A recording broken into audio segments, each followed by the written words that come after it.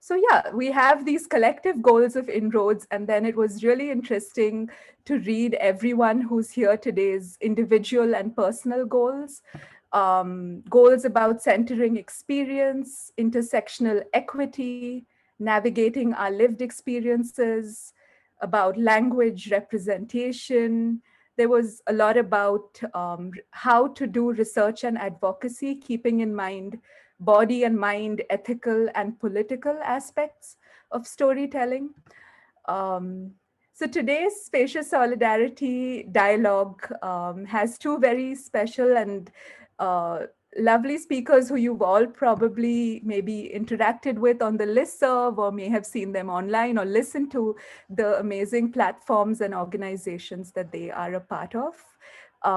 This session is trying to operate at the level of us as full humans trying to connect, build relationships, learn from each other, create space for our experiences and feelings, and let those shape the analyses, the observations, and all of the work that we do. Um, this is not a technical conversation. So I know that some of the goals were, how do you run a podcast? Or how do I do the most successful social media campaign? And I know that Camila and Renee could probably answer those really well, but this session is not about that. We do hope to organize more sessions. And if any of you feel comfortable organizing something like that, we would ask you to write to us or through the website, sign up to do that. So yeah, let me just give a brief introduction of Camila and Renee. So Camila is a reproductive justice activist and researcher. She's the creator of the much loved podcast, Abortion with Love, and her work is dedicated to destigmatizing abortion and advancing access to comprehensive reproductive care for all people. And Renee Bracey Sherman is a reproductive justice activist, an abortion storyteller, strategist, and a writer. She is the founder and executive director of We Testify, an organization dedicated to the leadership and representation of people who have abortions and share their stories at the intersection of race, class, and gender identity. She's also the executive producer of Ours to Tell, an award-winning documentary elevating the voices of people who've had abortions. Um, so that's it from me. I'm going to be quietly in the chat. Renee and Camila, the, the space is yours, but feel free to pull the rest of us in whenever is comfortable. And yeah, thank you both so much for leading this space and being here with the entire Inroads Network today. So thank you. Thank you. Thank you so much for having us. Yeah. We're both very, very excited to be here. We were just saying that we just did an episode on Camila's podcast, so it feels like we're like, oh, we can just repeat the conversation we had. So we're really excited about that. But anyway, Camila, you want to start? Yeah, I'd love to. Thanks everyone for being here. I'm Camila. I live in Sweden, but I'm from Venezuela. And I started a podcast in December called Abortion with Love. Crazy to think that in 2 months, I have now 12 episodes and followers, and I still don't know how I got here, but here I am.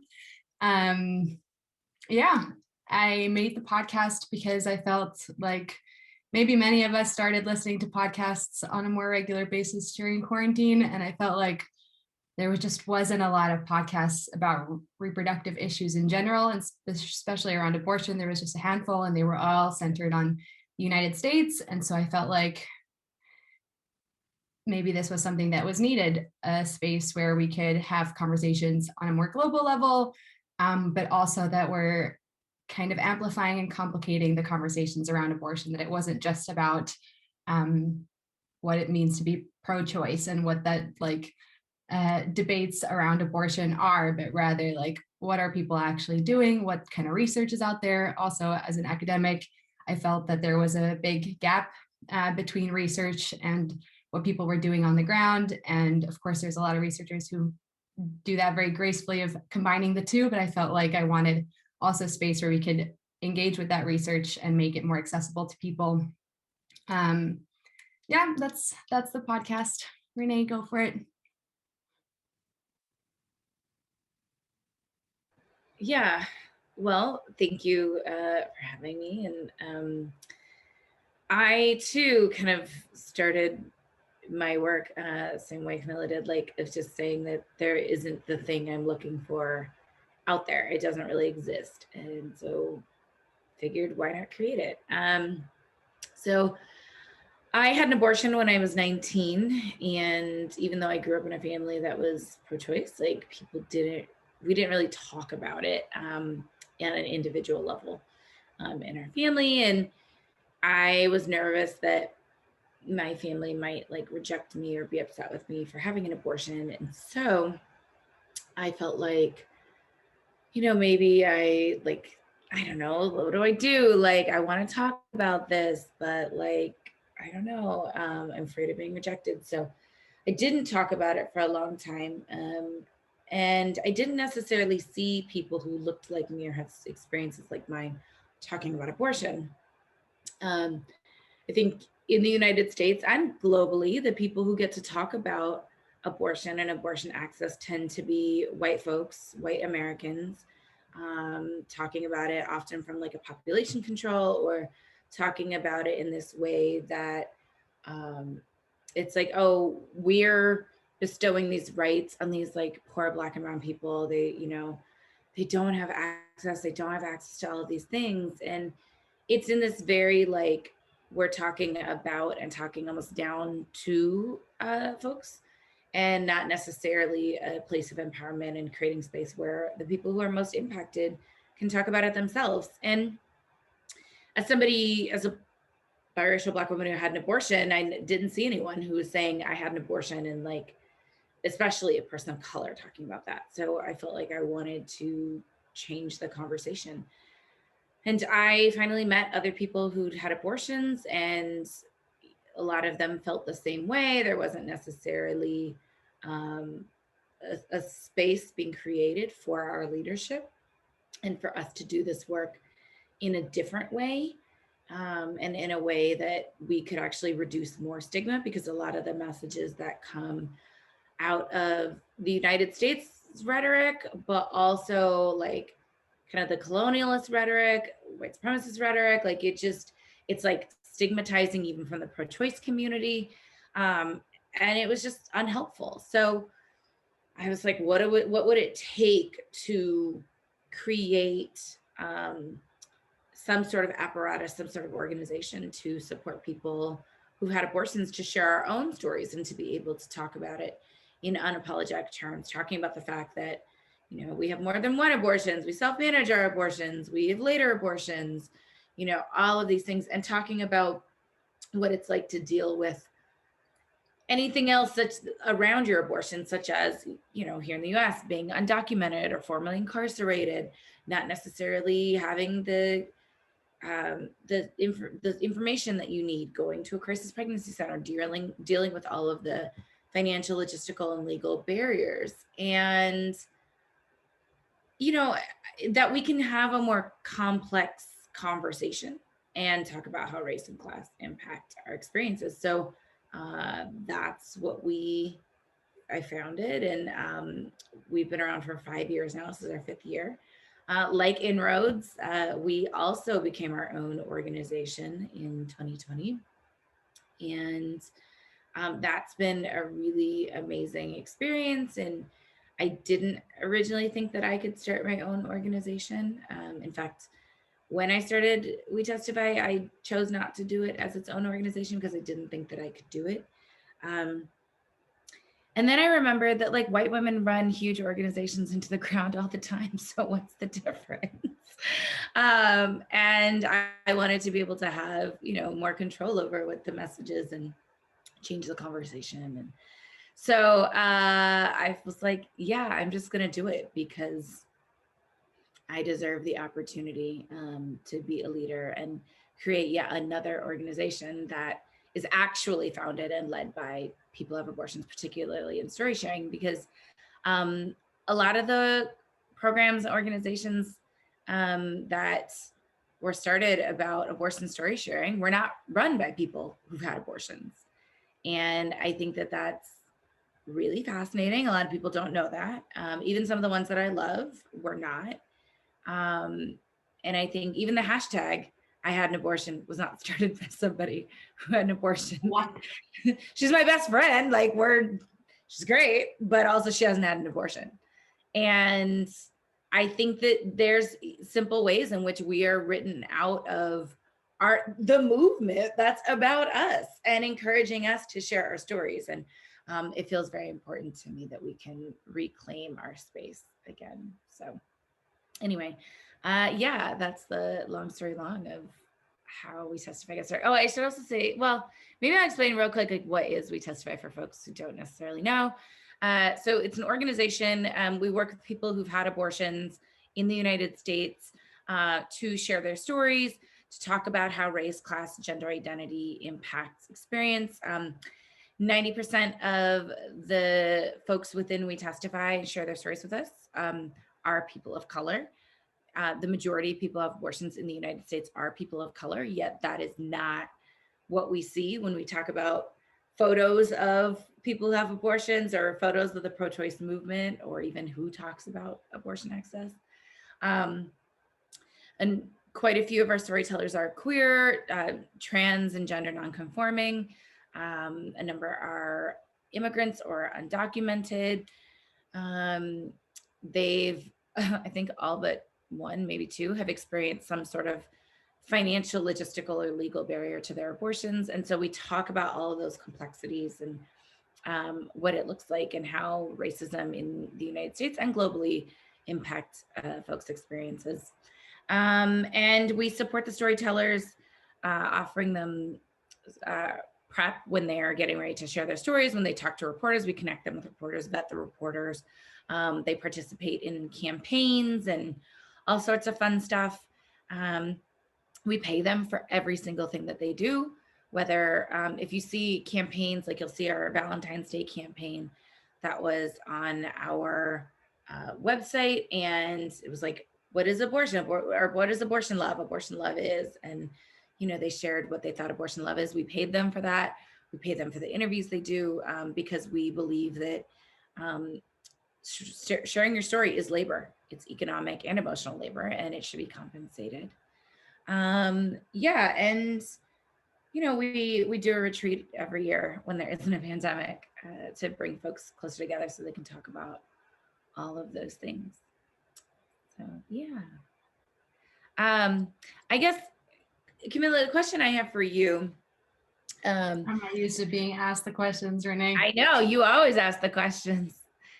I think what's fascinating in a podcast format is that you can go a lot deeper than if you just because I'm a writer, I write interviews, and I might do interviews with people, but a lot of it's going to get cut. Or there's, even if I'm writing my own ideas about things, I have to make an argument and talk about the complexities in 700, 900, 1200 words. But with the podcast format, you get to hear people's voices, inflections, talk about complicated things. I think it's such a beautiful format, and I'd love to hear you talk a bit more about how you've used that format to go deeper and learn more and answer questions that you had, even as someone who knows a lot about abortion access. Yeah, thank you for that question. If there's anything that I learn as I keep doing podcasts, is that I don't know anything, and that everybody has just so much knowledge to share. I think it's hard being a podcaster because I feel a lot of responsibility to let people be and speak, and that there's so seldom spaces to speak. So if this is the chance that they have to speak, I want to just let them say whatever they want. That being said, I also recognize that there's maybe not a lot of people besides maybe the 28 people in this room who would listen to a podcast episode that's 2 hours long. So I mean, there is some cutting that I have to do, and that then it becomes really like minor details or tangents that I very sadly have to cut out. But I think it's true that there's just a lot of more space to kind of go deeper and let people talk and let those tangents happen also, because when you write an article, you don't have that freedom to like go on tangents. You have to keep a like red string through it all. And sometimes we end up talking about things that I didn't expect that we would talk about on this episode, or I didn't plan for. And that's also really fun. But yeah, I don't know if that, I think it's a combination of having to like keep it to a decent amount of time, because you also want these spaces to be accessible to people who wouldn't necessarily take that time otherwise to learn or hear. But yeah, giving people that space to talk about whatever it is. And I often ask my guests beforehand, like, what do you want to talk about? Like, maybe you don't even want to talk about abortion, and that's okay. Or maybe this is something like you kind of have figured out something else recently that you're not known for, because many of us are asked to talk about similar things all the time. And then I think it's also nice to give people the opportunity to talk about something that they don't normally get asked to talk about. I don't know what that's like to only be asked about one thing all the time, and that's it. No, I have no idea. There are times, it's funny, sometimes, I'll be talking to a family member, a friend, I'll say, oh, I have to film a documentary, I have to do a podcast, and they're like, oh, what's it about? And sometimes I'll just like make up something ridiculous. Oh, it's about elephants, or, oh yeah, it's fascinating. It's this podcast on rugs. And so I'm talking about the rugs in my house, and they're like, really? No, it's about abortion. It's always about abortion. I talk about exactly one thing, and that's it. And I love it. And there are times where I'm like, can I talk about a different aspect of abortion that I don't get to talk about? Like, ask me about abortion in movies. Ask me about abortion and sex. Ask me about all the messy things that we don't talk about in our movement. Like, or I don't know, ask me about horror films. I love to talk about horror films all day. Or I love doing product recommendations. Like, I try everything, books I'm reading. And so I try to bring those things into the conversation, sort of like those little tangents, right? Because yeah, I mean, sometimes I do get tired of feeling like I'm a broken record. And one piece of advice I got when I first started sharing my abortion story was to keep parts of your abortion story private, secret for yourself, or just for like, the people you're actual friends with and like to talk to about it. Because when you do this, I get asked about my abortion a lot. And I have been talking about my own abortion for 10 years, and I'm low-key bored with the story. And so now it's kind of, the whole story has become this, like, I had an abortion when I was 19, and then moving on, because I don't necessarily care to, like, now it's not a bad thing. I talk about it so much, and I'm like, it's literally everywhere on the internet. I don't care anymore. But what this person reminded me is that, early on, is like, keep a piece of it for yourself, because you will be repeating it a lot, and you don't want to become desensitized or separated from your own experience and like detached, right? But you also don't want to, like, I don't know, come to hate it, because people are always going, even if it's out there, they'll always want to hear it from you, and they'll want to hear that full story. So yeah, I find myself kind of going back and forth sometimes, and thinking about, like, oh, do I even really want to talk about this right now? So I have to, that's one of the reasons why I started We Testify, so there's other storytellers share their stories, because I'm bored of my own. Joked that, at some point I will have to have another abortion just to have another story. Like, I need some new material, y'all. I need some new material. But yeah, I think, it is so nice to be asked about other things, different things, just something completely different. I think what I also found really beautiful is, for your podcast, is just the name Abortion with Us, right? Can you talk a little bit about where that came from? Yeah. Yeah, at first was like, I at first didn't want to use the word abortion. And it took me, like, I guess that talks to this internalized stigma. Yeah. Okay. Like, no, people aren't going to, and I think, I mean, part of it was like, I think tactical, because I don't have a problem using the word abortion. And I talk about abortion all the time to people, even when maybe the situation doesn't seem the most appropriate to talk about it. But I felt like, people are going to read the word abortion and like choose because of that not to listen to it.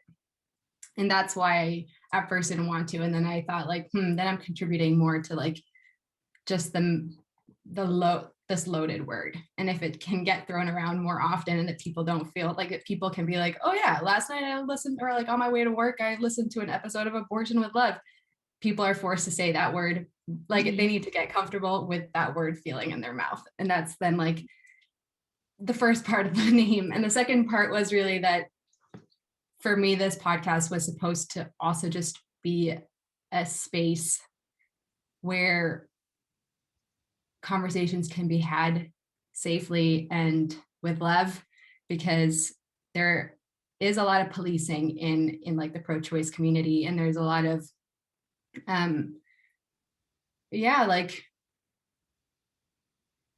things you should and shouldn't say, and like what kind of abortions are more legitimate than other abortions, that's been a learning experience.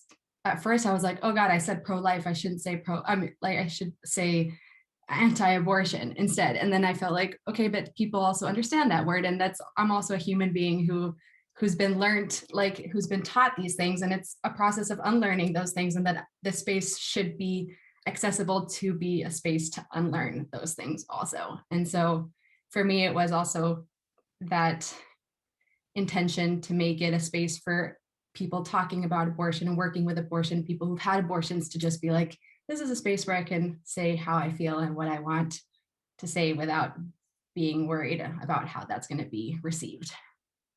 Yeah. I think I say the word abortion all the time. I'm not afraid of it. I cannot stand our current president because he refuses to say the word abortion. The man's been in office as long as abortion has been legal, and you can count on one hand the number of times he said abortion. So I think it's super, super important. I am very want the word abortion in everything, and yet it is not in the name of my organization, which is funny and feels a bit ironic. So we testify where that phrase, the name, comes from. I didn't actually name the organization. My boss at the time, Jenny Cotting, she did. I sort of did. She pulled it from something I said. There was a hearing here in the United States in Congress on race selective and sex selective abortions, which, if folks don't know what those are, it's made up bullshit, but it's this idea that with race selective abortion, Black people are having abortions because their embryo or fetus is Black and they're being targeted by abortion providers. It doesn't make sense. The logic there, and that's not, Black people aren't having abortions because their fetus is Black. Only a white person would do that, which tells you exactly how and why a white person made up that law, because it doesn't make any sense. Anyway, but it gives them a platform to talk about abortion as Black genocide and whatever else they want to say, slavery and whatever. And then there's sex selective abortions, which it's based on the kind of xenophobic stereotype and targeting East Asian, South Asian communities here in the United States, saying that there's a preference for girls. And so it forces providers to interrogate an Asian, first off, stereotype an Asian patient, and then say, okay, you look like this, therefore you might do this thing. And so now I have to ask you extra questions about why you're having an abortion. And if it even remotely sounds like you don't want to have a girl, I'm not going to do your abortion. And so it really forces this interrogation, and it's inappropriate. It's based on really racist stereotypes, again, by white people. So they were having a hearing on this, And I was very frustrated because at the hearing, everyone, we only had one witness from our side. And then, but everyone, all the others were anti. And everyone who was at the hearing and testifying, nobody had an abortion. And it was upsetting to me because, and I was just like, I cannot believe this hearing. Like, I can't believe we didn't get to testify. When do we get to testify? And Jenny was like, that's it. We testified. What? Because I'm so hooked on having the word abortion in the name, but didn't want to do like the Abortion Stories Project because like literally everything's called that. And it was very generic and like, you know, all of it's kind of played out and like, you know, Abortion Out Loud is, you know, the new Advocates for Youth was, and like, there's all of these things that are already out there and it wasn't, nothing was fitting. And I was like, I don't know. And then we talked about it some more. And she was like, I think it's really important because one of the reasons I started We Testify was because when I started to share my story, the organization I was sharing my story with actually told me that, kicked me out of their programming and told me not to share my story because I wanted to talk about race and class and gender identity. And it was really awful. My first experience sharing my story, to be told that I cannot talk about how race and my whole life impacts my decision to have an abortion and that these things are important. And so then I was very isolated, and the way in which people who have abortions are shown in photos, we're all always shown like by ourselves, or as just like individuals, one-offs. And realizing that we're not alone. There's so many of us, right? So that's where the we signifies, is that there's actually a lot of us. We do this, we share our stories together. And then testify, the word meaning, you know, to be an expert in something, right? Somebody who testifies is an expert in what they know, their experience, right? So people who have abortions are experts. I feel like we're kind of, a lot of times in articles, we're like thrown in as just like the story, but we're not there to quote the data. We don't have the expertise if we don't have some sort of research titles and letters after our name, but like we actually know it more than anyone, you know, because we've actually gone through it and gone through it many times. And I think it was really important. And then there's the idea of religious, when you testify, right, you are sharing your truth with the spiritual being that you follow and you believe in. And so it just really had this, you know, that's where it comes. We testify. The antis hated it when it first came out because they heard the religious connection. Very upset about it. There were lots of articles written, which then I was like, I guess this is the right name. But I think that promoting it, right, because then they know that it's connecting, it's meaning, it has some sort of meaning. But it also goes to the fact that the majority of people who have abortions are religious or spiritual. And I also think about like how Black people are like, you know, you better testify, like go tell your story. Yes, tell that truth. It has so many, you know, there's just so much about it that's super. Of course.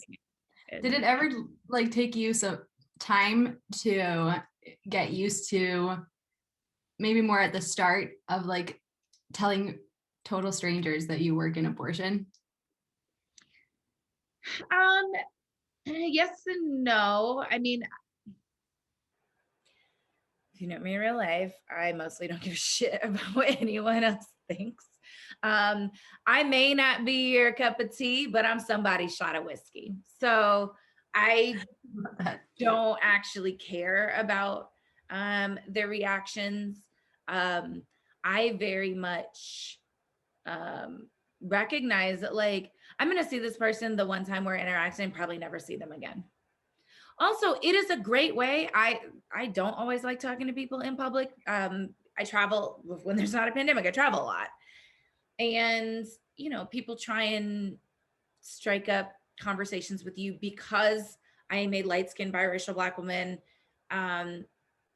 People exoticize me. They try to like smile, like white people want to smile at me and I'm like, I go away like that, you know, they're like, good one or whatever. And I hate that. Men try to talk to me all the time. So I actually like saying that I do abortion work because it gets rid of like 40% of the people who are trying to talk to me, not because they're anti-abortion, sometimes because they're actually just uncomfortable about it. And I know that that's counter to like what I do, but sometimes I'm just not necessarily in the mood to like just have that conversation in an airport bar. But then other times, you know, I'm happy to do it. And it's kind of it, I don't know, it feels like it can be this double-edged sword. But I always say it. And if somebody then really wants to engage, then I'm like, okay, cool, let's talk about it. But if they're uncomfortable, then I'm like, great, we don't really have to talk about this because like I don't feel like teaching you right now. I I had this realization like a year and a half ago. Present company accepted, but I don't actually want to work with people who haven't had abortions. My job is to elevate the voices and support people who have abortions, and that's already a lot of people. And I want to spend my time elevating their voices and working with them to build their self-esteem and empowerment and all those things. And I've been doing this for 10 years. Like this September makes 10 years that I've been in the movement, which is wild to me. And I realized how much of it I spent justifying my story and my existence and why people who have abortions need to be centered to people who haven't had abortions. And that is like all the time that I have spent talking to white people about why we need to deal with racism. I'm actually just fucking sick of it. And sorry if we're not allowed to do this in here, but I'm really tired of it. And I like people who haven't had abortions can go convince each other. That's not a good use of my energy because every single time I'm trying to convince you of my humanity, those are minutes I can't spend supporting people who've had abortions to make sure that they're loved and engaged and that they're showered with everything. They're showered with love, right? They get abortion with love. And it's another moment that like I'm late to go like pick up somebody to drive them to their abortion or, you know, whatever. It is time out of my day that I don't want to spend that way anymore. And I do think that it's important that we have those conversations and that we continue to change people. Absolutely. That's not what I'm going to spend my time doing anymore. Because I just, there are enough people who are doing that. And that's great. I was going to say that there's people whose job it is to talk to like politicians. There's people whose job it is to make guides and all that stuff. And that's not what you're here to do. And you're here, so you can dedicate it on. And I think that the realization that I had with that came a lot out of several of my colleagues who are Black who are like, yeah, I'm just not doing race work anymore in a way that's like for white people to continue educating white. There is hundreds of years of scholarly and essays and books and all of this stuff. Like, go read them. Like, one of my friends is like, I'm just here for Black people and that's it. I don't care. Like, and I was like, oh my God. And it just seeing her be so free. And actually, if y'all want to follow one of them, my friends, Amber, she's Amber_abundance on Instagram. And she has just like the most amazing and beautiful critiques of colorism and anti-Blackness, particularly obviously in the United States and in pop culture and all that. Her Instagram stories are hilarious. She's so funny. But I felt like I don't want to continue to have to justify my existence. And I'm bored by it. And we all only have a finite amount of time on this planet. And I felt like we can't build a movement without the people most impacted actually at the forefront. And a lot of organizations talk about this, right? Like I'm sure all of the foundations that do fund you all to do the population control bullshit work, like the way they talk about it, they're like, oh, we want to center the people on the ground, right? But like, how many of y'all's folks are on their boards? How many of y'all's folks are at their work at the foundation making the decisions? I just saw how often messaging was not crafted by people who've had abortions, particularly people of color who've had abortions. Yeah. And I thought it was very, it's very disheartening. It's very frustrating. And I just wanted to figure out how to change that. And part of my own evolution in changing that is actually just to let go and just say, I don't do this anymore. And we still partner with other folks and do campaigns, but like we straight up told people on our Instagram when they're like, I can't believe, like there was somebody recently who was like complaining about, we shared one of our storytellers who talks about having 6 abortions, and they were like, I can't believe you're like saying that, glorifying, celebrating abortion and, or that many abortions and all this stuff. And I mean, and then somebody complained because we were like, we were critiquing Biden, literally just being like, hey, Biden, could you do anything for abortion? Like literally anything. That's all we were asking, right? It wasn't even that hard of a critique. And this person comes in and is like, we should be supporting the president. He took down fascism, so he should be absolved of any critique. And I was like, first off, no white man is above critique. First off. Second, what? He's the head of an imperial power. We are the fascists. Okay. And third, I was just like, maybe our space actually isn't for you, because what our account is about is it's for other people who've had abortions. And it was clear in the way that this person was talking that they had not had an abortion. There are little things that those of us who've had them, we can pick it up in your speech. We could tell. And so I know it is a radar. It is a radar. I can like see people and I'm like, I bet they had an abortion. And then we'll start talking and then they'll be like, well, when I had my first abortion, I'm like, I knew it. I knew it. But I invited her to unlike our page because like, this isn't for you.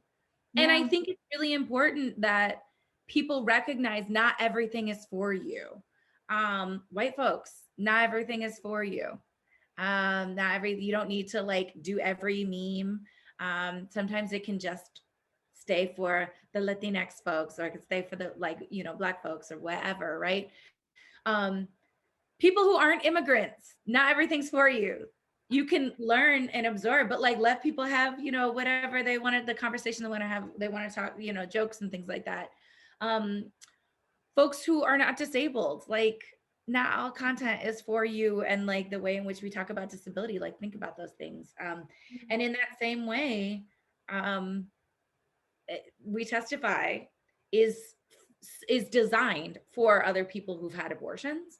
And so everyone else watching it, that's fine, you can watch it, but like understand that you don't get to come in and make demands because you are not the person who's closest to the issue.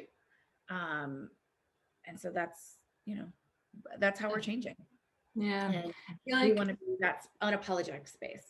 Yeah, exactly. Unapologetically. And I think that for so long, the abortion movement has been on the defense, and then like we get feedback, we get an attack, and then suddenly we're like having to respond to that. And it's like, no, we're not like saying that everybody should have an abortion. And we're always like just responding to these. And it's not. I think everybody should have at least one just to see how it feels.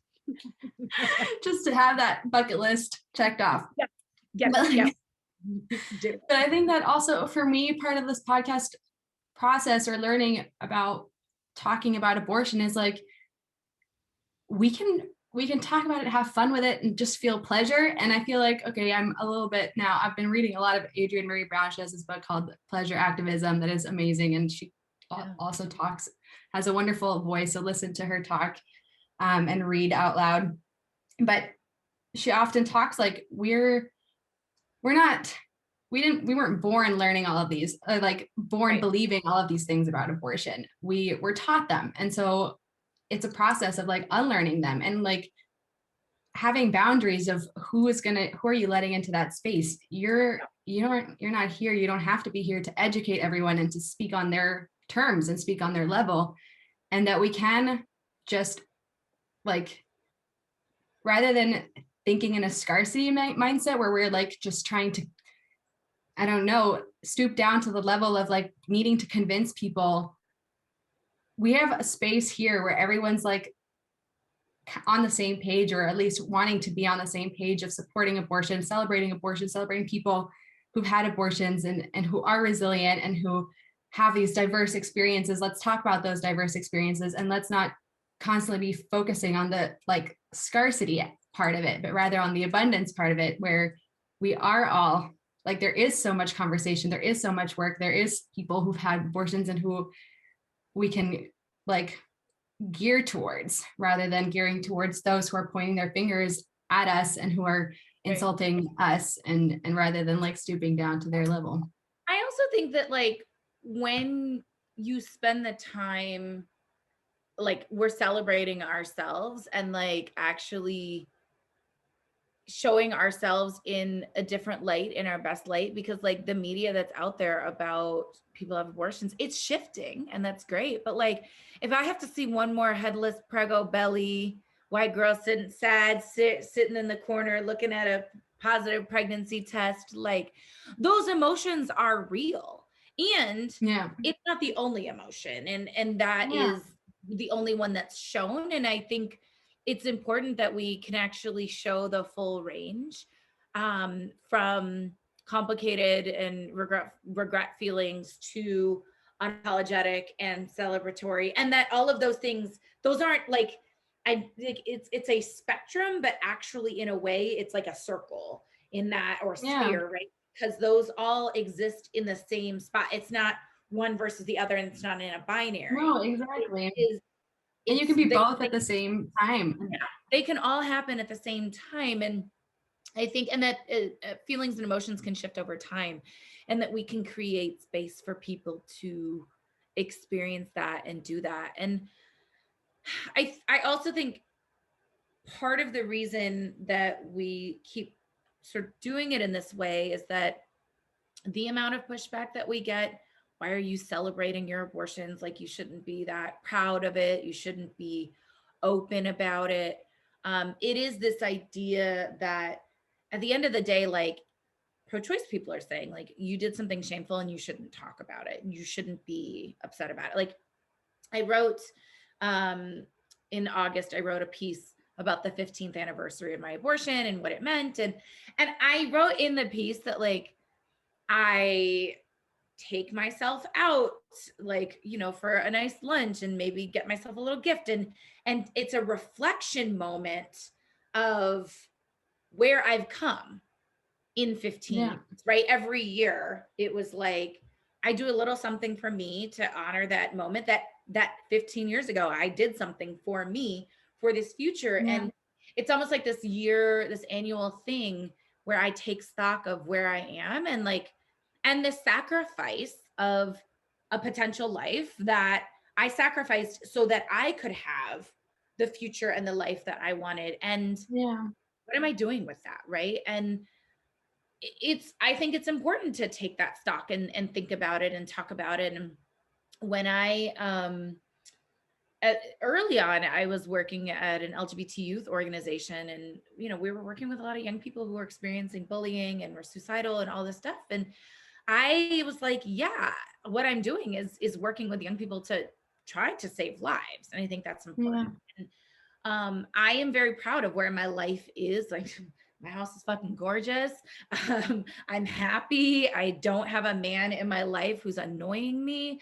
You know, like, I'm in a place where I am happy. I do a job that I love, and I feel very fortunate and lucky for that. And I want to take stock of that. So I wrote about it. People were upset. I mean, I got articles written about my article for weeks, and it was kind of intense. I mean, I experience a lot of harassment all the time, and some of it extremely, extremely racist. And this felt, it was different. I hadn't had it in a bit, but the like pro-choice people like joined in on let's be clear, they were like the I'm pro-choice, but people like joined in on the hatred and the slander, and because they don't believe that you should be honoring. And I didn't even say the word celebrating, I said honoring. And I think it's interesting that like I intentionally use that word because that's what I do. It's like honoring, you know, what's happened and all of this. Yeah. And people go between the like, you should think about your abortion all the time and think about what you did, and you should never forget it because it's something you did. And then they yell at you if you've forgotten about it and you're like, I don't care. But then when you say, actually, I do this thing to market, people are like, why would you do that? That's awful. And which is it? But the beautiful thing that came out of that is that, so there's all these people who are like, I'm pro-choice, but, which usually means to me they haven't had an abortion too, because they'll say, I have an abortion. They'll say it, they've had abortion. But yeah, it's a comment, as Nadia says, like, they're the people, I'm pro-choice, but I would never get an abortion for myself. Absolutely. It's those people. Anything that's coming after the but, it's like saying, I'm not racist, but you're about to say something racist. I'm pro-choice, but you're about to say something that's actually abortion stigma. And I think it's really, really frustrating that they're like using this against us to talk about it and saying like, it's one thing that you got an abortion, but like, I can't believe you would talk about your feelings the way they actually are. You need to make them palatable for us to take on, which again is why I'm like, I'm not going to do this for people who haven't had abortions. They're very conservative. I just don't care. What happened after was so many people wrote to me, and even within the We Testify storytellers, like started sharing what they do to honor their abortions. There were a number, at least like 20 something people sharing on Twitter, and a number of others like emailing me saying, I read your piece and I thought I was the only one who like marked my abortion or honored. I called it my abortion-versary. And they were like, I thought I was the only one who did that. Like, here's what I do. I usually like, light a candle, say a prayer, like whatever. People run the gamut of what they do. Yeah. And I think it's interesting that this is a thing that we don't talk about because it's not considered okay to talk about with like polite society. And that's because people who haven't had abortions are telling us we don't want to hear about it. But other people who have had abortions are like, I do want to hear about it. I thought I was alone. So even in our story sharing, we still feel like we're alone because, we're not allowed to talk about it in a certain way. And I think it's very, very frustrating. And I want to create a space that if somebody wants a day that is, if they want to mourn. If you want to throw a party, like do what feels good for you. Or if you want to be like some of my family members, completely forget that you had one. And that was me for 6 years. I like completely forgot that I had one. It's like on the anniversary. I was like, oh yeah. But like, and I've grown into actually creating a ritual around it. I think it's important. And Karen said, I once heard a prominent pro-choice person say in a nationally popular podcast, and I'm paraphrasing, I think I know which one, that the public wants to see us take our abortion seriously and not be positive, speaking positively about them. This is a person who never had a pregnancy or an abortion. Yeah, it's super common. And I think, I guess for me, the question is, why do you assume that me honoring my abortion, celebrating it, doing a ritual around it, whatever you want to call it, why do you consider that not taking it seriously? Yeah. Like, ask yourself, that's actually says a lot about you and not me. Yeah. What that says about you is that you've invented an idea of what, what can be celebrated or honored or remembered in a certain way, and what cannot, and that you're uncomfortable with the idea of me going out and having a dinner or a lunch and buying myself a small trinket and thinking about how far I've come in the year. That's what you're upset about. The antis like made it sound like I had like strippers coming out of a cake, which Even if I did, like, yes, pay sex workers. Yes, that would be a fun party. Maybe I'll consider doing that when it's safe to go outside again. Like, that sounds like an interesting idea. I haven't thought about it. Thanks.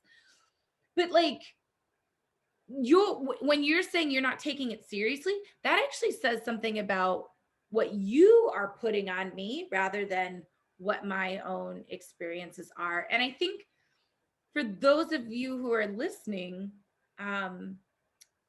if you find yourself saying that I'm pro-choice, or like thinking that something's not being taken seriously enough for you, you should take a hard look and pause, right? Take a hard look at what's actually coming up for you.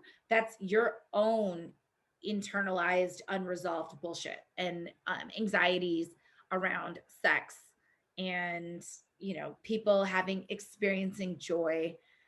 And the last thing I'll say on this is like, I don't understand how people can say, people need autonomy over their own bodies and they should take it seriously enough to make sure that they're making the right decision. And yet me honoring myself and continually saying, yeah, this was the right decision, and talking about it, that's wrong. Like, wouldn't you want me to make sure that, yeah, I did make the right decision and I'm proud of myself for making that decision? That seems counterintuitive. Make it make sense, friend. Make it make sense, because it doesn't. So, someone said suggestions for moving through unresolved internalized stigma. Ooh. So Camila, how, let's each talk about a way in which we had internalized stigma, that we had to work through it. I mean, I think I had a lot of internalized stigma because of my upbringing and having religious Latino family. Yeah, abortions were maybe the topic of conversation at our dinner table. And so I had already all of this like quite negative understandings of abortion. And I went through that process of being like, okay, I believe that everybody should have the right decision. But I also feel like if you're in a position in your life where you would be able to raise a child, then you should be doing that, because nobody wants to have an abortion, or an abortion is not a good thing. It's like a last resort, or like a worst case scenario. And that's taken me time to be like, why is like one abortion okay? Or why is an abortion when you are like at school okay, but when you're working then suddenly not okay? And having to work through that. And I think there's still things that I'm working through. I think now like more in terms of, let's get vulnerable. What do you I think more in terms of not centering like my worldview as being the right one, or the only one. And I think that the way I talk about abortion, the way I talk about sex, and like this, that comes from being, for the last 10 years in like an English speaking environment, very much influenced by United States, like media, being a white person, being a cis woman, being able-bodied, like all of these things that have shaped my activism and the way that I view abortions, that I've had to like not impose that on other people, and to be like, that's just one view of it. Yeah, that's great. That's great. What's your internalized stigma that you've been working on? Yeah. I think, one is obviously the that I don't actually have to justify myself to other people, and that it's okay to stop engaging. That first and foremost, like that, what I guess the internalized stigma piece is like the need to sanitize isn't even the word, but like make stories and make storytellers and stuff and myself like available for other people's education and benefit, rather than like our own education and benefit, like of people who had abortions, right? So that was a big aha moment that I had recently. Something actually I talked about this documentary that I filmed on Monday about self-managed abortion, that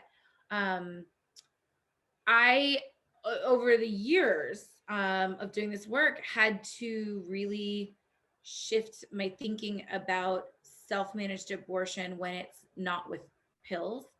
Um, and part of that was because of the way that I am raised by, both my parents were nurses. So like, you know, medicine overall and all this stuff. And like, I was not raised with like a spiritual medicinal healing background. I mean, the closest we got was like, when you get a sunburn, we always had an aloe vera plant for whatever cut or sunburn things you had, right?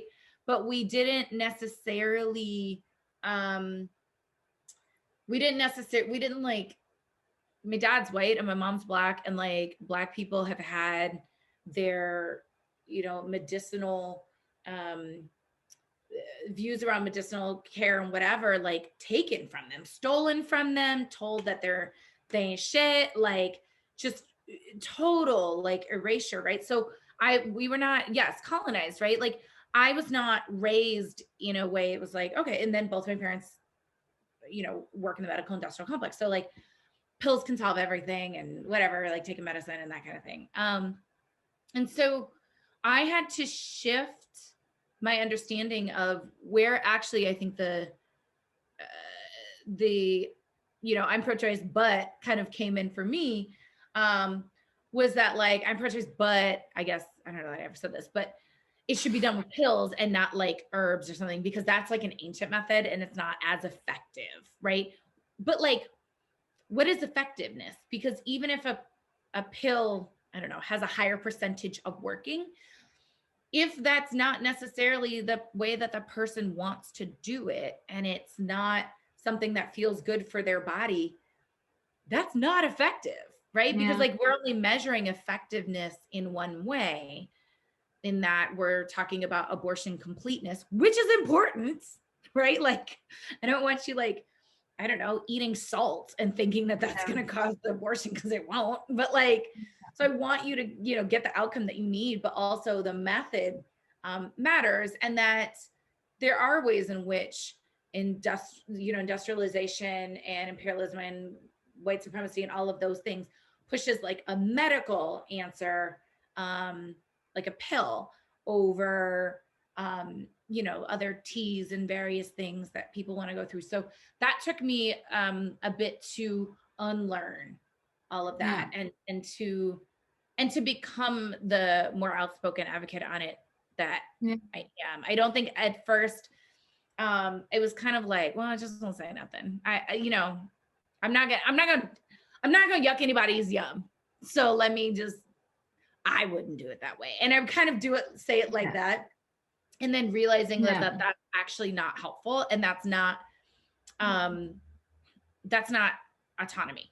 And here's the thing, the reality is, it's like, I also was like, people like, oh, how would you have your second abortion? Would you have pills at home? I was like, I mean, sort of, I guess, but I like that it was over in 10 minutes. So I love my procedural abortion. So like, I have a preference for a procedure based on my own experience. And so again, not centering my experience and my ability to access a clinic without as many barriers as they have now that they did 10 years ago. And the fact that I live in the United States, where, you know, pills of a lot of different things, or medicine, all those things are available. And that the way society is framed is that any sort of herbal, they even call it Eastern medicine, right? They won't just call it medicine. You know, it's seen as like not really effective. Like, that's cute if you want to do that, drink those little teas, but like, eventually you're going to come get this pill anyway. So like how people have been doing it before pills even existed, and before we even had like a medicalized abortion procedure, it was done in different ways that have apparently worked for centuries. So people weren't having the pregnancies, so clearly it worked. And I think it is, especially that if we want to be true advocates of all people have abortions, we have to be there and create space for people who do have an aversion or have been harmed by the medical industrial complex. And that, like, there are people who've had bad abortion experiences because the provider was a jerk, and because the provider maybe made a racist comment or was sexist, misogynist. Like, a lot of providers are white dudes and white women. Like, they can still be racist. They can do these things. And so that also, yeah, sure, the abortion was effective because it was complete, but did somebody have the best experience? And maybe they would have been better served if they could have done it at home. So I see Isabel has. Let's open up the floor. Yeah, I was like, we are at 30 minutes. Like, yeah, let's jump in. Folks, don't jump in. Please join us. And also because I have to go in like 20 minutes, and I'm sorry, but I'm loving this conversation so much, so much. The thing about the alternative methods and medicine, which is not the medical, the medical procedures often not only doctors recommend, but a lot of people recommend. And the thing is that they sort of like eliminate this relationship that people have with their own bodies, like as if they don't trust their own bodies. And you have no idea how many people I have seen in the service that I work with that have a lot of abortions, a lot of miscarriages after they receive the pills. And, have you ever thought on the amount of stress that maybe the people is having, that maybe the body is so connected, with a whole, with her as a whole, as a person. And it's just, these are things that are not explored, that you don't talk about it. And you just are obsessed with all these medical procedures, including the ultrasounds. And it tends to be so dehumanizing for a lot of people. In not all contexts you can access an ultrasound, and most often than not, people know when they are not pregnant. They know it's our own bodies. We know what's going on. I know, my boobs started getting bigger, and I was like, "Ooh, something is off." Something's weird going on, and finding the person who and I always laugh because the last session we had was around doulas. I'm a doula, and I support people and I accompany them, and I also work with other people, and when I read these messages, like, I know my body, I always laugh because it's completely true, and it's in response to another person's comment. It's true. You are the only person who knows what's going on inside of your body. And I think part of this internalized stigma also goes on not trusting, the other person, thinking that the knowledge that you have is the only one available there. Yeah. Thank you so much for this session. It was amazing. Thank you for joining. Thank you for adding these comments. Yeah, if other folks want to, just do the little hand raise thing, and then we'll know who wants to chat. Yeah, fun. I think I also think that what's important about story sharing is that for people who've had abortions can like talk about the things that and like laugh about the things that only we've experienced and know. And like one of those is, we'll sometimes ask the question like, okay, so what was the first meal you ate after like you could eat for your abortion if you had sedation, because you can't eat for a long time if you have a procedural abortion. So everyone's like, oh my God. Or like, what did you watch on TV, or what did you do while you were in recovery? And one of our storytellers was like, girl, I tried to go bowling, and whoa, that's the wrong thing to do. Like, and we're laughing about it, right? Or at one time at the retreat, we were all laughing about how we missed our abortion boobs. And one thing that like you both feel gross because you're like, this thing is living inside of me. And like, you might like, I was throwing up and was really nauseous and tired all the time, like, because you have morning sickness. So if you're in the first trimester, and then of course it continues when you get further in pregnancy. So we talked about whether or not we had morning sickness, but one of the things is that your body is changing because it is pregnant. And so your breasts grow. And so, or they become fuller. Like, And ooh, so, hello. I know. And so we were both like, we like felt disgusting, but also we were like, kind of feels sexy. So they're like, I miss like looking at myself in the mirror and like seeing my, like, we call them abortion boobs. But like, these are things that we can talk about when it's just us of people have abortions, and we can't necessarily, like, in the larger conversation, people wouldn't understand because you've never been through it. Oh, you have and to they're like, uncomfortable with that sort of a conversation. yeah. Someone has their hand up. Yes. Isa. Hello, can you hear me? Hi. Hi. I'm in Berlin, Germany, and I want to thank you for the conversation. It was really nice for me to listen to you because in my experience of abortion work, storytelling is often coming out of not such a great place. And it was nice to hear about positive storytelling and empowering storytelling. And yeah, first I'll say something and then I'll ask my question to you. So yeah, in my experience, storytelling often happened in kind of a harmful way when people would call us and ask for help, and they would feel like they have to justify this. Like they would call us and they'd be like, okay, can you please help me? I need an abortion. And then they would like throw everything on us. Why? Like they know it's not so good, but this happened and this happened and that person did that, and now they are in this situation. Because in Poland, which is where most of the people who we support live, it's so stigmatized, and they can't, like, it's so stigmatized that they feel like they need to tell us, because otherwise we won't help them if they don't give us a good explanation for why they're in this situation. And the other way of like forceful storytelling is when the media messages us, and they often ask if they could like follow a person to their procedure and interview them like on their way and afterwards. Oh yeah, we get like, that a lot.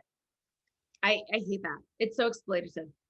Yeah, and it's like really intrusive, and you know, yeah, I we say never. Back. Sorry. I straight up, especially if it's a male reporter, I'm like, would you want a camera following you for your prostate exam? Like, would you want a reporter following you for your procedure, like any procedure that you're having, even a broken leg? Like, do you want that? And just to double check in case I'm wrong, I always, like, when I do practical support, I ask folks, especially because they want to follow people who like have to travel a long way or second trimester or something like that. And so I asked them, like, would you want someone to follow you on this? And they're like, no, absolutely not. Because what they're going to see is people throwing up in the car and, like, you know, having stress, dealing with trying to talk to their kids on the phone. Like, it's not, people don't want that captured. They want to be seen in their best light. And also, I guess my question to the reporter is, why can you not trust our experiences as we're telling you after the fact? Why do you decide that you have to be the witness and you have to see it with your own eyes? And that, like, the only way for people to believe us that traveling 6 states is, like, it sucks, is if you followed us. People know that, and they vote, because then they're always like, well, if we do this piece, you know, it'll help people understand how far people are having to travel. I'm like, do you know how many articles and videos are out there about that? People don't care. Like, they don't see us as humans. And I think you, again, are still, like, showing us as a thing, and not necessarily, it's not from an empowered moment and place. And it's usually something that people don't want to do. I mean, the couple of times, there's like maybe been 3, 4 in the entire time I've been sharing my abortion story that I've seen where people like wanted to do it. The overwhelming majority of people really don't, not in the moment. They'll talk about it after, but like, I believe that people need that space and time to process. And if they want to do it in the moment, go right ahead. I'll support you in whatever you want. But like, I don't know, reporters don't understand like how intrusive that is. And I think part of it is that it's because they don't respect us to begin with. They don't see it as that, you know, we're deserving of privacy and that we have to exploit ourselves in order to, you know, get some sort of, I don't know, justice, humanity. It's messy. How do you handle it? We always decline those Yeah. requests. Like it never happened. Yeah, and I agree with what you've said. And I feel like when it happens, like when you see a documentary, whatever, and a person is followed, it is never a person who's like completely chill. It's usually a person who's doing their first abortion. They like need the drama. And yeah, like it's a specific type like, of experience. Yeah, it's exploitation. And I think it's very, very messy. And I think, I don't know, I'm like, I don't know, documentarians, get creative, figure out a way, like, you know, and then they're like, we just want to sit in the clinic and see if other people, I'm like, if the clinic will let you do that, go right ahead. Like, but like, understand the power dynamics of, and this is where if with like abortion funds and other organizations about when you ask people to share their stories, they understand that there's an inherent power dynamic of when you ask someone if they're interested in sharing their story, or if you want to take their story for whatever your fundraising event is and like not compensate them for it, which is, we could do a whole presentation on that. But like, when you make that ask, which a number of abortion funds do and did, and some are changing their policies, they were making the ask as they were doing the intake. So before someone gets funded for their abortion. And I think that's wrong on a couple of different levels, partly because I think it creates this power dynamic where somebody assumes I have to say yes in order to get funding. So I might have to say yes for this documentary in order to like afford my abortion or to get the plane ticket. And so that's not fair, right? Because then they're not actually going into it. They don't have, they're not giving full consent. Yeah. And the other piece is like, I think that if you're following somebody with a camera, what are the negotiations as to like, if they have you there for 5 minutes and they're like, I don't want you there, but they feel the pressure of like, well, they flew all the way out here, I guess I have to keep saying yes. And they keep following me. And it might not be something that they actually want, but because I mean, how often do all of us do stuff where we're like, well, we're already in the middle of it, I can't back out now, even though you really want to. Yeah. And I think that that's not a fair position to put people in. And I believe that people should be able to have the space and time to be able to process what their abortion was like and think about whether or not they want to talk about that afterwards. Because somebody might say, yeah, I'll share my story, and then has a terrible experience, and then is like, I actually don't want to talk about that. That was traumatic, and they didn't expect it to be, right? And so I think that people deserve that space and time. Not everyone will want it. There will probably be people who will want to film it. Like, I'm sure I'll probably film my next one, like whatever. I'll do it myself. I'm not letting anybody else editorialize it. I'll be like, no, I'm executive producer on this. But I think it's important to give people that space and time. And if you don't acknowledge the inherent power dynamics in that ask, then that creates a problem. And that tells me that you're not doing work that's centering storytellers and people who have abortions. It's not storyteller centered at all. And I think the same thing with sexual assault survivors, because people kind of could you imagine if they were like, can we follow you while you're doing your rape kit? Like, that would be so wild, like inappropriate. But like, I think that's because people like understand the severity of like what it is. And they'd be like, well, people don't understand. And like, actually documentaries, like you figure that out all the time. So anyway, I think there are ways in which we understand that that is a barrier that should not be crossed. And yet abortion isn't one of those things. One of my colleagues, actually, I'll put it in the chat. Name's Allison Turcos. She's a survivor of sexual assault. And so she created a survey. We worked on it together. It was fun to support her as doing it. She was modeling the survey I did back in 2014, interviewing public abortion storytellers about what our experience sharing our story has been like and what kind of support we want and all of that. And so she put a survey together so that she can ask people who've shared their sexual assault stories what kind of support, harassment, compensation, which they're mostly not getting, and all of those things, because they're being used to share stories for fundraising purposes of organizations, but like not even like here's a $20 gift card to thank you for your time and for pouring your entire heart out in our newsletter that we're just going to send around and put in a couple graphics on social media. Like, God, compensate people for that. So I'll put it in there for those of you who are survivors and shared your stories. And I think that it's really important that this doesn't just apply to abortion story sharing. This applies to story sharing of all stigmatized identities and experiences. And, we need to really change the conversation. And it's also like, no matter how pro-choice the reporter or the platform that's going to share the story is, that story is always going to then be like interpreted differently, and it's not going to be at the hands of the storyteller. And I'm a part of an abortion book club. It's an amazing book club. I encourage everyone to join. It's really low key. You don't even have to read the books, but we just talk about them. And the last book we read was The Break by Marianne Keyes, and it was supposed to be this like the abortion book of Ireland. I mean, abortion is in like 3 pages out of 550 pages. It's a massive book that didn't need to be that long. But also it was told really badly. And we were like, this is supposed to be the abortion book. And she's supposed to be like a spokesperson for the abortion movement for Repeal the 8th.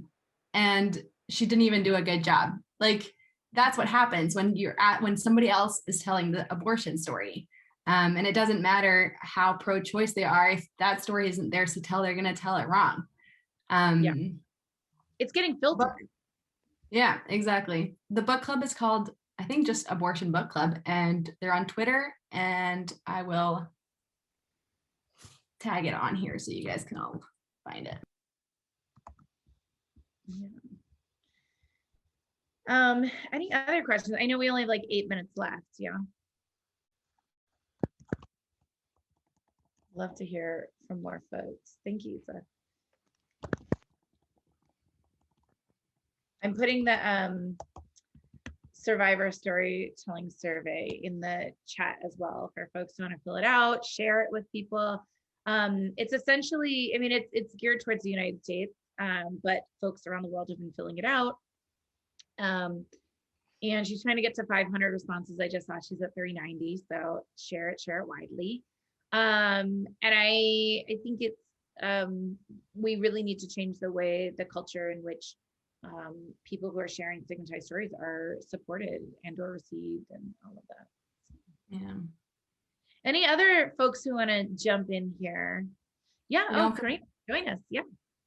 Hi. This has been a great Hi, pleasure. Karina. Hi, Camila. Love you. I have a question. I mean, there's been so many sites that people can go to, like long time ago. Camila may remember me introducing this bedsiders.com, where you could find out about family planning and stuff. Now it's evolved into almost a sex site. Actually, it's a lot more about sex and this and that, and then maybe down the road you can find a link to family planning methods. But I'm wondering, is there a place where if you've had an abortion or thinking about an abortion, can you link with other people anonymously? Maybe you just want to talk to somebody else without exposing yourself to say, hey, what did you do? How did you decide? What method did you use? Where can I go? This is where I live, that kind of thing.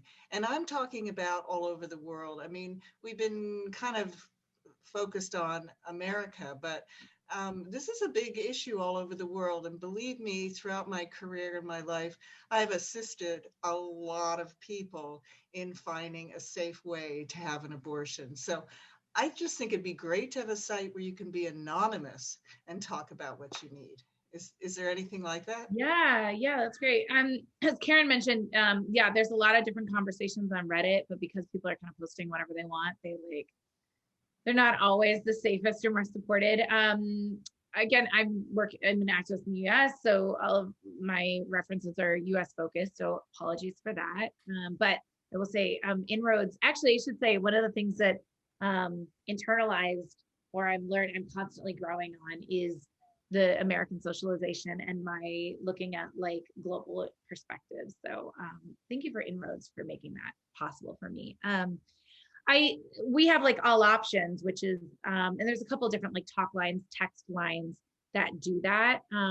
Susan Yano says SAS, self-managed abortion, safe and supported, supports people on Quora forums. So asking, there's definitely a bunch of websites like We Testifies, soon will be one, that kind of does like frequently asked questions. There's definitely a lot of like articles on that. And I think there's not so much kind of, as far as I know, what you're talking about, where it's like they're connecting with someone else who's had an abortion. But I think some of the people who are on like the text lines have had abortions and they're trained in this like options counseling and all of that. I will say, to actually, it's a bit of a tangent, but to your earlier point where you're saying bedsiders kind of evolved to talking about sex, I actually think that's really great. Because I think one of the biggest failures of our movement is that we talk about abortion and reproductive health and all of those things and keep sex and joy and pleasure completely separate, as if I wasn't fucking to get pregnant. Like some people got pregnant through, because it was unconsensual, like it was rape, whatever, sexual assault, anything like that, right? Someone stealthed them, like stuff like that. But like most of us got pregnant because we had decent sex. I had a toxic, shitty, abusive boyfriend, and it was good sex.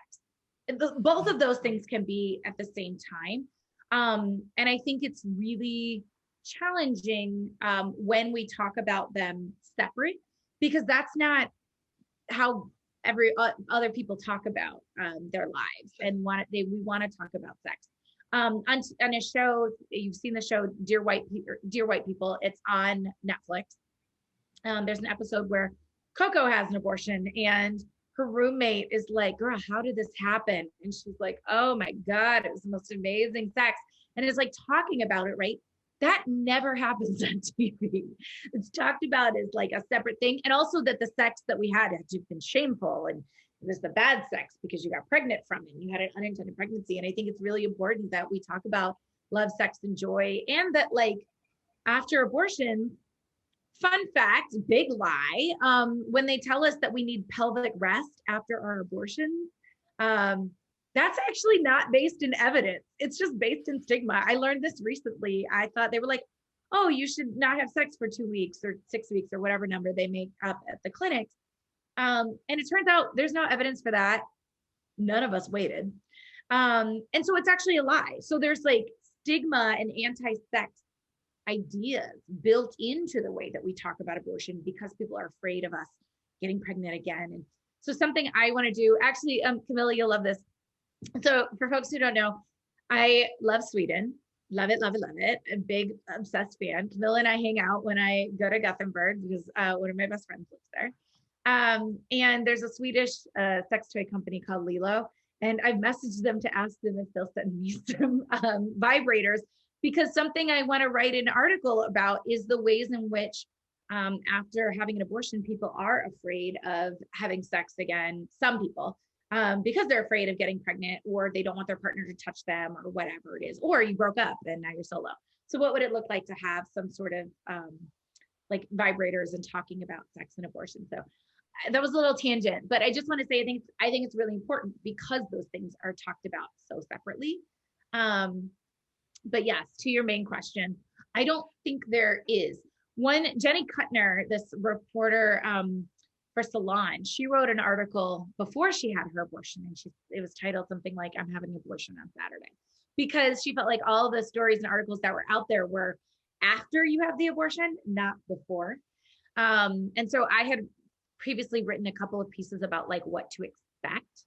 So there's that, but there isn't the one-to-one communication. And I think that, you know, that could be cool. Some people do message me on my Instagram or like Facebook or whatever, or I get a lot in the We Testify account. So we definitely do those one-offs, but there's not like a dedicated text. And I mean, a lot of abortion. Meaning, go for it. I was meaning like a group, like we're in a group right now, and we could all have no name, no face, and say, oh, you know, I think I may have had unprotected sex last night, you know, so what should I do? Yeah, those kinds of questions. You don't want to have your name and face out there like we do, but you want to have a discussion so other people can chime in and say, hey, you know what happened to me? Well, this, and you know, that's all.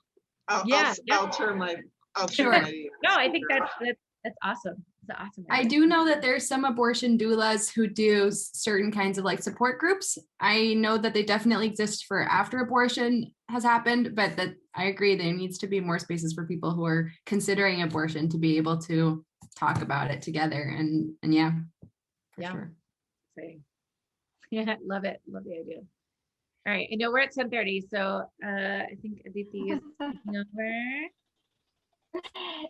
Yes, my camera is back on, and I've loved this conversation so much. It really felt, it spoke so closely to questions that I have inside of me. I was in the chat, I forgot sometimes to moderate. And so many things that both of you bring up and everyone who participated brings up are so important and teaching. I think this is really a direction that we do not have to expend energy convincing people. That is not what narrative change is about. And we can talk about more things. We can broaden this conversation and really connect with each other. I would remember that for the next conversation we have on other issues, we would like to invite both of you as well, because I know that you've been asked to talk about this many times. But the reason that is because you do talk about it so passionately, like you did today as well. I'm sure all of us are going. I'll just say though, this conversation was great because we got to talk about different things, more nuanced. Yeah, there were so many sharings of links of things that we're a part of our own stigma, and I think that's beautiful. I'm glad it all happened in such a short time. We do hope that these conversations grow. Today, Renee and Camila steered us a little bit. If anyone else feels inspired and you want to host a session, I've posted a link in the chat. So please just fill out this really short form and we can talk about it, because I know there wasn't space for everyone to share everything that they're working on or doing or thinking and feeling right now. So I want to thank Camila and Renee so much for jumping in. This has truly been a spontaneous conversation. Camila, thanks so much for being on the other side. And yeah, Renee, thanks for sharing so much and really urging us to be vulnerable, intimate, and take our conversations from there. That's what I take with me. Thank you all for being a part of this dialogue this night, this morning, this afternoon.